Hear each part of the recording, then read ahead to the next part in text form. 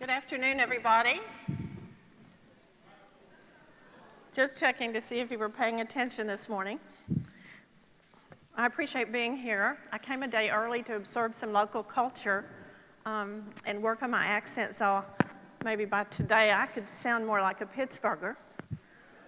This is as good as it gets, so I'll just warn you to try to listen with a Texas accent.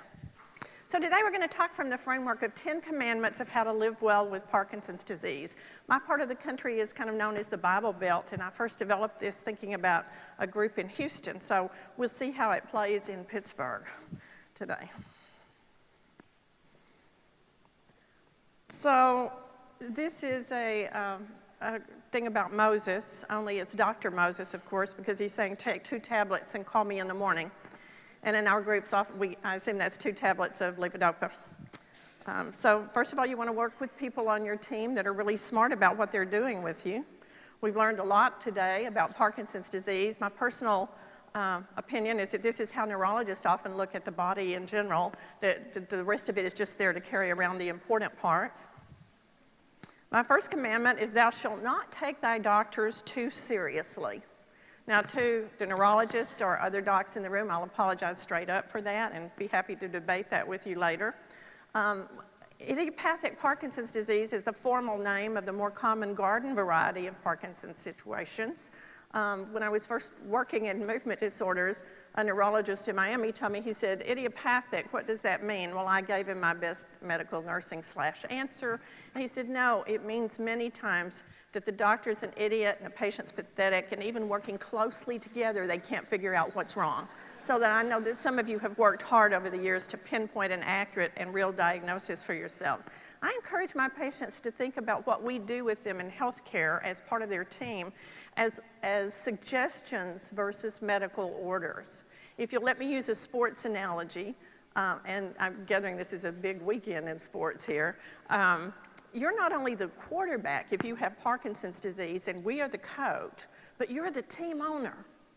It's your body, it's your brain, you are the one, and people do best who learn a lot about their disease, a lot about their wellness plans, a lot about the medication, so that you're not just a partner in the decisions that are made over the years, but you become the senior partner. I'll comment, I'm going to be in so much trouble on the panel later. My second shot about doctors is everybody needs to make sure you have a real doctor as well as a neurologist.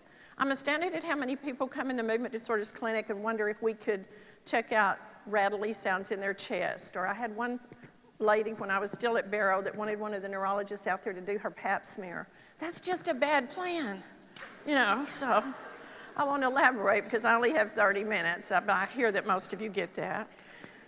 We are not talking a lot about medications today, which I really love the different focus that I'm learning that the Davis Finney Foundation puts on things. But basically, if you do have a little bit of money, we are at a stage pharmacologically in this country and in Western Europe where if you've got some cash, you can indeed buy yourself a better brain. Now, so we don't want to completely disregard the importance of medications. Thou shalt pace thyself. Now, that means learning to cope with when you're on, the brain is switched on, and when you're off, and pacing your activities to meet that reality in your lives. Learning to say no to people and events that don't fit your mission or drain your energy. I ask couples many times, which one of these days, I'll get to know them well enough that somebody's saying, well, one of these days, when the kids are out of college, or when whatever, such and such, when the medications are better regulated, when my mother finally dies, you know, then we're going to do this, this, and this. And in fact, we only have a limited number of one of these days. So if you're in fairly good health but have a touch of Parkinson's, I urge you to start rethinking your priorities for doing the things that matter the most to you. And then are you saving for a rainy day when it's pouring outside? There are a lot of people who do not have the resources to take care of what they need to. But many people have the financial resources and just don't want to turn loose of the bucks. Either they're afraid they might outlive their money, they're just frugal by nature, or they're saving their money for what? To leave to the kids. Now, let's be honest. I know this is taped and everything, but the people we leave money to as an inheritance generally are going to blow through it in 6 to 8 months tops. So if you need to pay somebody to mow the lawn or you need that vacation to Europe, I'd say just go on and go for it.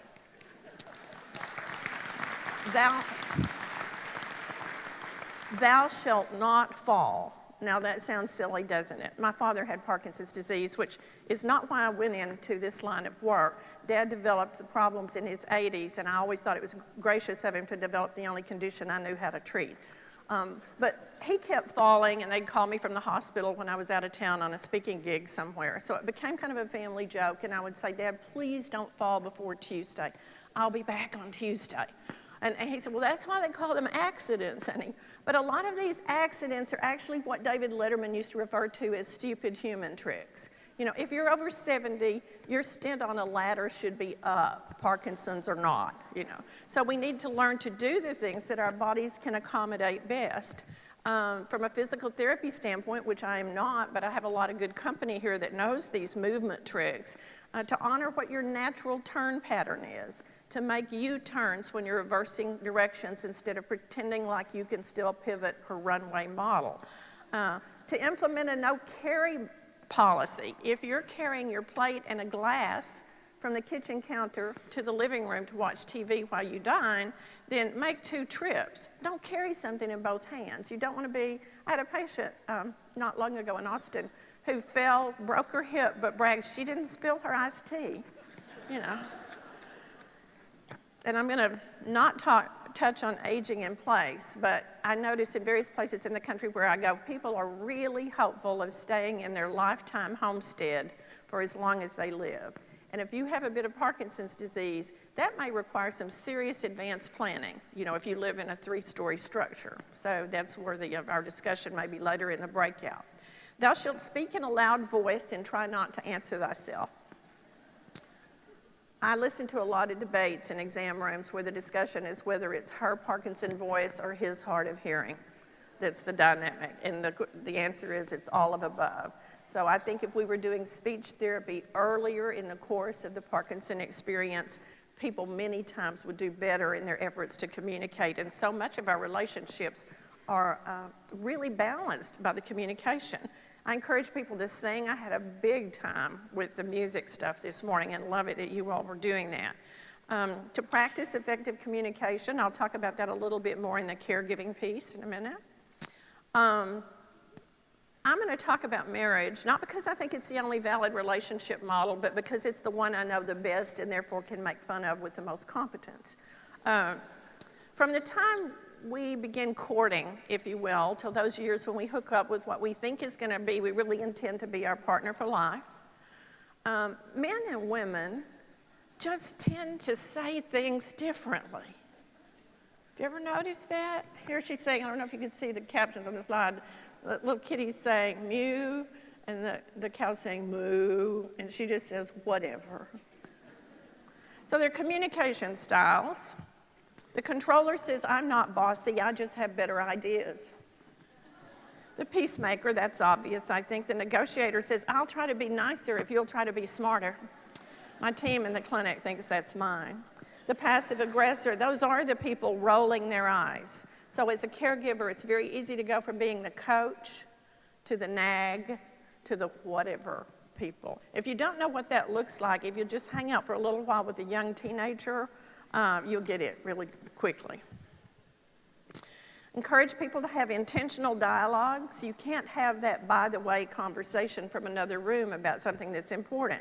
You have to sit face to face. If your voice is a touch dysarthric with the Parkinson's, you have to deliberately speak up. For those of us who interact with folks with Parkinson's disease, we need to remember to wait and let them finish their own sentence. We cannot guess accurately what the rest of that sentence was for the most part, and that's a learned skill for caregivers and those of us in healthcare working with you. Avoid telling the speaker how you handled a similar experience, and then to practice.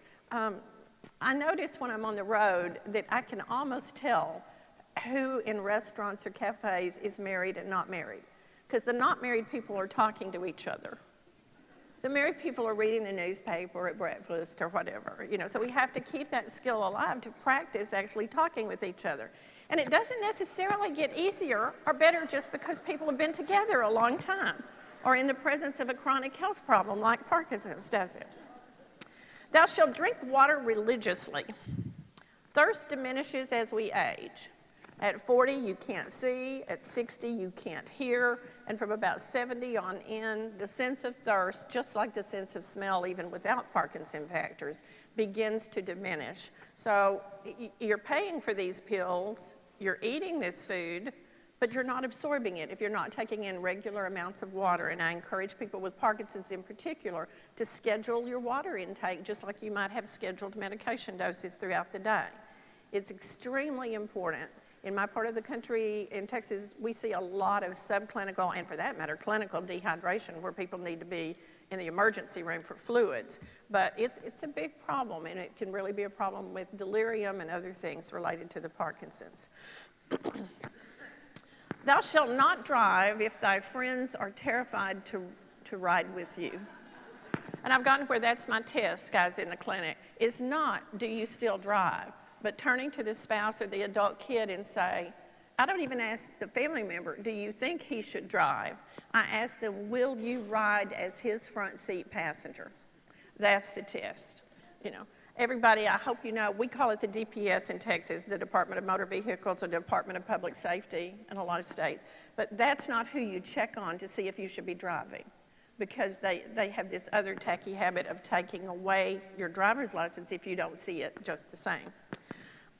Sometimes a neuropsychological evaluation is helpful here. Some places have occupational therapy programs that assess driving safety. But I think that's one of those things that none of us like to think about. We all started driving when we were teens, and we plan to be driving when we're 106. And it's not so practical. And so just like thinking about your housing situation, to give yourself permission to open up the what are our alternatives if I can't drive going forward, to think about that in advance. I want to talk about sleep. Thou shalt sleep by night and nap by day. Now, what do I mean by that? Because a lot of you feel like you're taking a few too many daytime naps anyway. And speaking of that, David, I'll address this to you so I don't offend anyone in the Finney Foundation. Normally, when you're invited as the guest speaker after lunch, I've learned that it means one of two things. Either it means they're hoping you can keep a crowd awake, or it means you've done something incredibly politically insensitive, and this is your punishment. So if there's anything I can do, I mean, I'm just saying there, you know, I'd be willing to work with you on that in the future. Although I'm so blinded by these lights, I can't see if you're napping, so you feel free to do what works for you the next 10 minutes. It helps to prepare your sleep environment so that it's a little bit cool in the room, to go to bed and get up at the same time every day. All these habits are referred to in the literature as sleep hygiene. I never really understood how that tag got on things. It sounds like, do you wash carefully before you go to bed? But it's making these patterns static, and sleep, particularly sleep disruption insomnia, where you wake up in the middle of the night, is such a problem for people with Parkinson's that I thought it was worth making one of the commandments. The most important thing I'm going to say to you is to stop watching late night news before you go to sleep. And again, even though I want to prove that I'm part of the musical focus here today. So I've learned in the Allied Teen Training Program, because we work with music therapists as well as other allied health disciplines, that melody reinforces message. So I'm going to sing for you in a minute and have you all be the rhythm section, a small melody and tune with lyrics that will help you remember that it's best. After you watch that late night news, do you feel better about the world we live in? Or more connected to your local community, safer in your home to go ahead and go to sleep? How many of you feel really good about life after you do that? Okay, then you listen to the song here and see if we can help. So I want you to clap with me to a count of 4. 1, 2. Keep doing that. Stop watching the news. It's making you sad. The world's a scary place. And worse, the news is all bad. Give up remote control. Take back your life, your soul. Turn off the tube. Stop watching the news. Okay. Allie, I want 2 extra minutes for killing that time there. But you will remember not to watch the news today. So. These are dogs who did not get a decent night's sleep. The one, I believe, just based on my experience with masked faces, who has Parkinson's is to your far right. So I'm going to talk about mood a little bit. Mood tends to be contagious. It's almost like we're both not allowed to be depressed in a family unit at the same time. We spell each other for that. Here he said, if you loved me, you'd feel down too. So in talking about mood, sometimes it takes more than just paint and polish or seeing the psychotherapist to sort of rebalance the chemistry in the brain.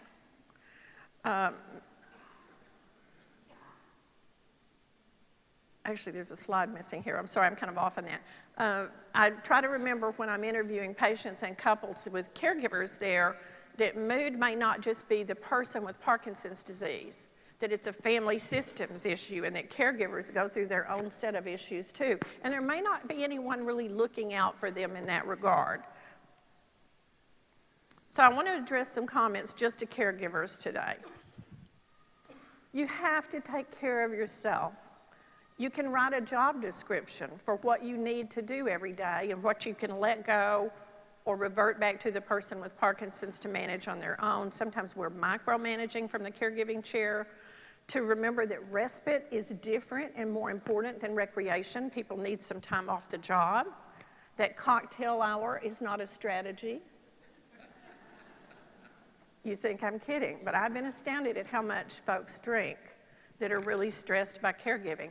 I made a hospice call with an occupational therapist going out to see a patient one afternoon, and the wife, when we got there, of a person who had Lewy body dementia and considerable motor dysfunction as well, asked if we'd like something to drink. It was close to 5 o'clock. And I said, well, no, we're kind of on the job here. She said, would you mind if I have a drink? And so Cheryl said no, that we'd be comfortable with that. And she says, I just have one drink a day, but it's so important, I think, to my mental health right now. And she pulled out a nice tea glass about like this and poured it half full of Jack Daniels and half full of Diet Coke. So sometimes we delude ourselves, as to what a reasonable accommodation pattern is there. To maintain your own physical health is important. Sometimes we're using our loved ones as an excuse. None of us want to go have dental work done or have the mammogram done or the colonoscopy done. So we get too busy with our Parkinson person to work in those vital things for our own health. Sometimes I talk to people about his and hers bedrooms. It doesn't mean you can't still have intimacy and cuddle. It means if you've got a Parkinson partner who's thrashing around with REM sleep disorder, when you want to get together physically for a positive encounter, you just sort of plan your place or mine. And people need to extend their circle of support. I loved what they said about connections and that we're not in this alone. I have a huge regard for the support group movement that has grown around this country in the past 20 to 25 years. I never go home depressed from a support group meeting. Never. It's not the educational functions. They're fun too. It's certainly not the Parkinson Organization board meetings. They're fun. Well, they're often not fun, actually. But it's the support group meetings, that all in the same boat phenomenon, that are really powerful to people. I will say to caregivers, learn to spend an hour on your own daily that's just for you, one day a week that you have a getaway. And if you're the person with Parkinson's disease, you can help make this happen. You can say, I don't know, it's not that much fun for me being at the adult daycare center down the street. There are a lot of people with more problems than I have, and I don't find it that amusing, but you can do it anyway as a contribution to the person who is made it their life to do what's good for you. There's a lot of reciprocity in caregiving. The quarterly getaways in this economy are harder to come by, where people feel okay about taking the 4-day weekend out. That I find that more difficult to persuade my patient caregivers now to do that. But it's important, and you may be doing this for a long, long time, so you have to maintain some sanity for yourself in the meantime. Part of setting that up is to create a B team. Who's your backup? Who's willing and capable to help you as a substitute team caring for your loved one with Parkinson's? What's the skill set they need? You can teach them. Willing is more important than capable, because we can teach people how to do stuff for the person with Parkinson's disease and when not to do stuff. Ask people for specific dates and times.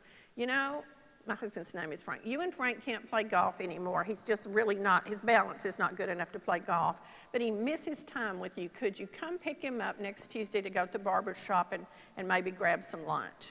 Ask for something specific. You have to be okay with hearing no without feeling like it's the rejection of the century and means you should never ask again. So that's a learned skill as well.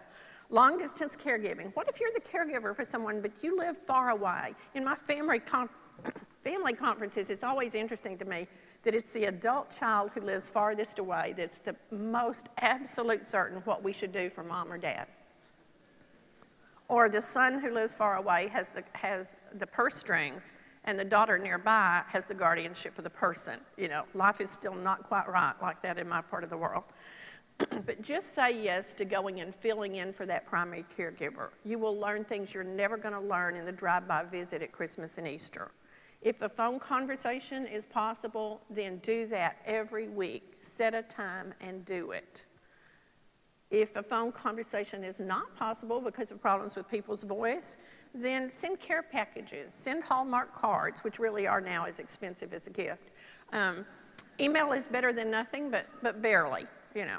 So offer to pay for something, the phone bill, dental work, things that insurance don't cover, and then actually pay for it. You know, don't just mention it at a family gathering and then they never hear back from you. Show it. You can never tell a primary caregiver too often that they're doing a good job. It is difficult frontline work, and if you're not doing it, you need to constantly reinforce and affirm the individual or individuals who are.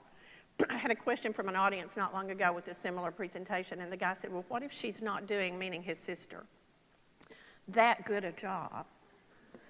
And I got down off this stage and went right up to him and I said, then you lie to her. These diseases make you learn to think funny. Unless somebody's caregiving is so bad that you need to call in adult protective services, then most people are doing as good as they can, and we need really to affirm the effort as well as the quality. Who are the winners at living well with Parkinson's disease? Well, it's those who can adapt to a new normal, that things are not exactly the way they thought they would be at this stage of life's journey, but they make it palatable. People like the couple who were up here for your award, you know, they make it doable, they make it and still reach out to other people to encourage them to do with it. People of faith, and I'm a lifelong Texan and a recovering Southern Baptist, but I don't really define, there's no 12-step programs for that, so you never really get out of it, you know. But I don't define faith in that kind of narrow alleyway. You know, it is more a belief in a larger universe, that you're part of a larger whole of something, that our lives matter. Those with a good support system, and that can be shaped many ways. Those that have just enough money, very wealthy people often don't manage so well because they've learned over a lifetime that they can buy what they need. And sometimes with Parkinson's, there's nothing more to buy. You know, you don't necessarily have an easier time of it because you're a person of great wealth. But people who don't have enough money, they struggle harder. You know, so that's the reason for the phrasing of that line there. And then people with a highly developed sense of humor. Now, having a sense of humor is only recognizing what's funny. It's not being funny. Okay? How many of you, with that definition, think you have a good sense of humor? Let me see your hand. It's the majority. Great, great, but not everybody. So for those of you that aren't sure, I have a homework assignment for you. I want you to go home and do this alone so you won't frighten anyone at the house. And I want you to stand in front of a full-length mirror and keep on a watch. If you don't wear a watch, just put one on for this one experiment. And then I want you to take off every stitch of your clothes. Now, that's as far as I'm going. I just wanted to reassure everybody there. But I want you to look in that mirror, your naked self, head to toe, for 5 minutes by the clock. And if you don't see anything funny, I want you to call Von Hofer, or you can call Allie, and if not, you can email me at susanmkey@yahoo.com, and we will help find a regional humor recognition program, remedial for you, I promise. So the people that do best are the folks that are able to stay flexible, living with Parkinson's, the folks who are willing to try some new things, and those guys who know we absolutely must hope without ceasing.